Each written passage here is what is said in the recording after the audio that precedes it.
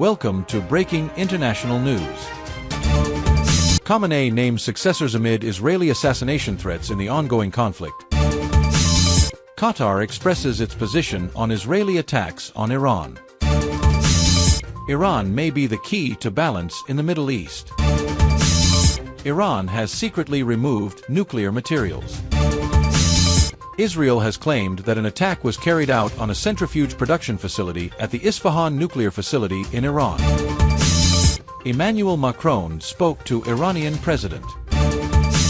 Khamenei names successors amid Israeli assassination threats in the ongoing conflict. Iran's supreme leader Ayatollah Ali Khamenei has named 3 religious leaders as potential successors. Ayatollah Ali Khamenei has taken the step to protect both his life and the leadership of the Islamic Republic. The Turkish news agency Anadolu Agency reported on Saturday, June 21st, citing a report in the New York Times. The report, citing 3 Iranian officials familiar with emergency war planning, said Khamenei has suspended social media and has taken refuge in a safe place. He is also speaking to commanders through a trusted aide to avoid being identified. It is learned that his son Mojtaba is not among the 3 successors announced by Khamenei. Earlier reports said that Khamenei's son Mojtaba is being groomed to take on the role. According to the New York Times, the 86-year-old Khamenei is aware that Israel or the United States could try to assassinate him. According to Iranian officials, he would consider the incident a martyrdom. In response to the threat, Khamenei has ordered the Assembly of Experts, the religious body responsible for selecting Iran's next supreme leader,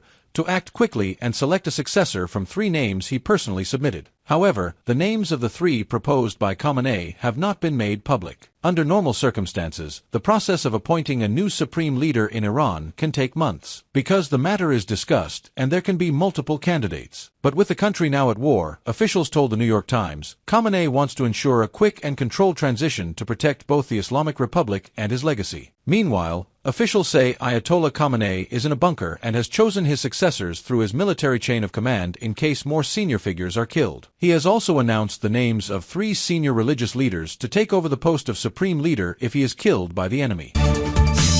Qatar expresses its position on Israeli attacks on Iran.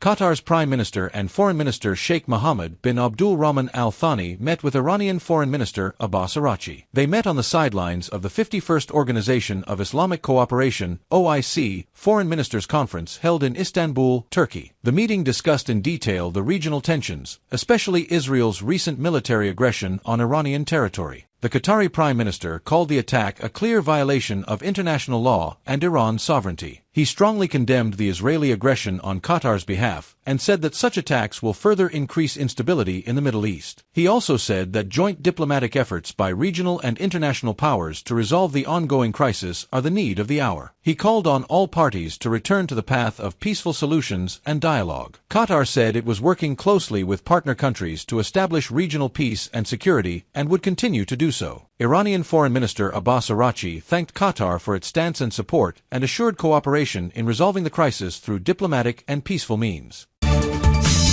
Iran may be the key to balance in the Middle East.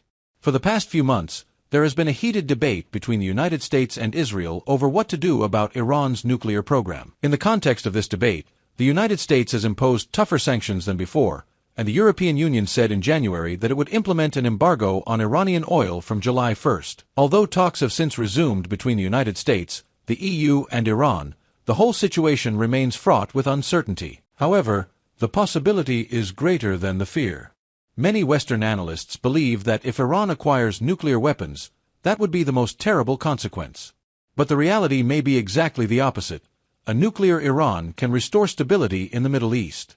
The Iran crisis could progress in 3 possible directions. First, if diplomatic pressure and sanctions are successful, Iran may abandon its nuclear program. However, history shows that countries that have taken this path do not easily back down. For example, North Korea has become a nuclear power despite sanctions. If Iran believes that weapons are a guarantee of its security, sanctions will actually make it more resilient. The second path is to achieve breakout capability, that is, to reach a point where it can produce weapons in a very short time without directly developing a bomb. Japan is an example, which has a strong nuclear infrastructure but has not yet developed a bomb. Iran could also take this path. This would relieve some of the internal pressure and avoid a blow from an international perspective. However, this strategy may not always be successful, especially for Israel, which sees even such capabilities as a threat and could resort to sabotage or attack at any time. The third and most important possibility is that Iran directly tests nuclear weapons and declares itself a nuclear power. Although the United States and Israel find such a situation terrifying, history shows that new nuclear powers have to accept it in the end. On the contrary, it often creates a balance and reduces conflict. Israel's exclusive nuclear dominance in the Middle East has lasted for 4 decades. This is a major source of instability in the region. If the balance of power is established, that will restore stability. They could take similar steps against Iran, as Israel did in Iraq and Syria. But this is not sustainable in the long run and increases the tendency of Israel's opponents to build resistance. Many analysts tend to see Iran as irrational or crazy amid all this tension. But in reality, the Iranian leadership is much more pragmatic and believes in survival strategies. Despite their aggressive rhetoric, they do not make suicidal decisions, which is evident in their decision not to close the Strait of Hormuz in 2012. It is said that if Iran gets nuclear weapons, it will become more aggressive or will hand them over to terrorists. But history shows that nuclear-armed countries tend to be more cautious, like China, India, or Pakistan. And the surveillance of nuclear technology is so advanced that the risk of being caught if they smuggle weapons is very high. As a result, the fear of handing weapons over to terrorists is not realistic. Another common fear is that if Iran becomes a nuclear power, it will lead to competition among other Middle Eastern countries. But the reality is that proliferation has been controlled since World War II. Even after Israel became a nuclear power in the 1960s, there has been no widespread proliferation in the region. The example of India and Pakistan shows that nuclear balance brings stability, not war. This reality could also apply to Israel and Iran. If Iran becomes a nuclear power, others will be forced to accept its existence, and a security-friendly environment can be created through mutual resistance. Therefore, there is no need to take reckless steps to prevent Iran from acquiring nuclear weapons. Rather, sanctions should be eased and dialogue should be continued. Because open communication and diplomatic understanding will make it easier to coexist with a nuclear Iran. Finally, history says that where nuclear power has come, there has come balance. No matter how terrible the weapons are, their presence often becomes the main condition for preventing conflict. The Middle East will be no exception. That is why it can be said that a nuclear Iran could be the key to sustainable peace in the region. Iran has secretly removed nuclear materials. The U.S.-based monitoring organizations Institute for the Study of War, ISW, and Critical Threats Project, CTP, have claimed that Iran has secretly removed some of its nuclear materials and moved them to a place where they are difficult to destroy.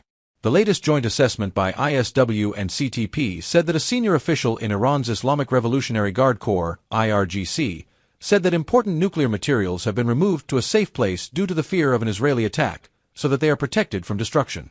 Explaining the purpose of this strategy, the observer said that through this, Iran wants to send a message to the West that, if the United States and Israel want to destroy all nuclear materials, they will have to embark on a long, difficult, and perhaps unsuccessful search. As a result, Iran's goal is to encourage Western countries to return to negotiations. The monitoring organizations say that this is a kind of diplomatic pressure strategy so that Western powers choose the path of negotiations, not war. Iran, however, has always said that its nuclear program is for peaceful purposes. However, Israel and the United States claim that Iran is secretly trying to develop nuclear weapons. And because of this, Israel has launched airstrikes on Iranian military and nuclear facilities in the conflict that began on June 13, and in response, Iran has launched ballistic missile and drone attacks on various Israeli targets. Meanwhile, Iran has filed a complaint against Rafael Grossi, the head of the International Atomic Energy Agency, IAEA, to the UN Secretary-General and the President of the Security Council. Al Jazeera reported this information, citing Iran's semi-official Fars News. Iranian Ambassador Amir Saad Iravani criticized Rafael Grossi's attitude towards Tehran's peaceful nuclear activities. He also called Iravani's failure to condemn the Israeli attack. The head of the Atomic Energy Organization of Iran, Mohammad Eslami, threatened to take legal action against Rafael Grossi last Thursday. He accused Rafael Grossi of inaction during the Israeli attack on Iran's nuclear facilities. Israel has claimed that an attack was carried out on a centrifuge production facility at the Isfahan nuclear facility in Iran. The Israeli military has released video and photos of the attack. Israel says that the photo and video are proof of an attack on the Isfahan nuclear facility. Israeli military spokesman Avichai Adri shared a video and several photos in a post and said, "This is a picture of the nuclear facility in Isfahan, where uranium conversion is carried out.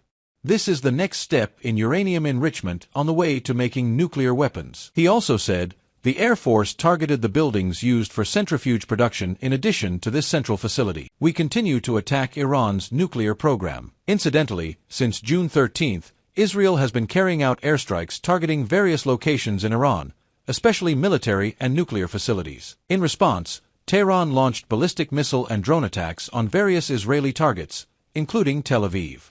According to Israeli official figures, 25 people have been killed and hundreds injured in the Iranian attacks so far. On the other hand, according to the latest information provided by the Iranian Ministry of Health, the country has so far suffered 430 deaths and more than 3,500 injuries in the Israeli attacks. The centrifuge production facility in Isfahan was attacked. Israel. Emmanuel Macron spoke to Iranian president. French President Emmanuel Macron said he had received a phone call from Iranian President Masoud Pezeshkian. Earlier, Macron had said that he was willing to accelerate talks between Europe and Iran on the nuclear program. The French president said that he, the Iranian president, had agreed to accelerate talks with European powers on Iran's nuclear program. In a post on XA, formerly Twitter, Macron wrote, "I emphasize that Iran will never be able to obtain nuclear weapons. It is Iran's responsibility to provide all guarantees to prove that their program is peaceful." He also said that he was convinced that there was a way out of this war and that a major catastrophe could be avoided. The French president stated that the ongoing talks with Iran, led by France and its European partners, would be accelerated to this end.